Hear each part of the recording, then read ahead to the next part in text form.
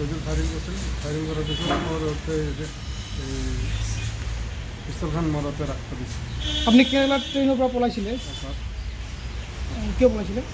মই ভয়তে পলাইছোঁ যে আমি আমাৰ পিষ্টল আপুনি আছিল নেকি ঘটনাটো? স্যাৰ মই আসলেন না মৰাতে তাৰপৰ ৰাখতে দিচ্ছে। আপোনাক ৰাখিব দিছিল? কোনে ৰাখিব দিছিল? ৰাজনীতি না শুনছি। আচ্ছা, যিজন অপৰাধী ধৰিলে ক'ৰ পৰা ধৰিলে আৰু কি কাৰণত ধৰিলে? এইটো আমি চাপৰ থানাৰ অন্তৰ্গত হৰ্দেমাৰা গাঁৱৰ পৰা ধৰিছোঁ।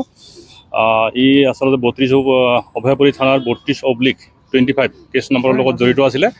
আৰু ই আগতে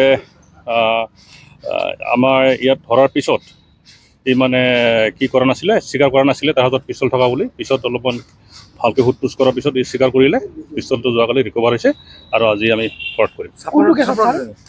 32/25 এইটো এক্সটৰ্চন আছিলে প্লাছ আৰ্ম চেক আছে, এটেম্পট টু মাৰ্ডাৰ ছেকশ্যন আছে। চাপৰ ধৰিছোঁ।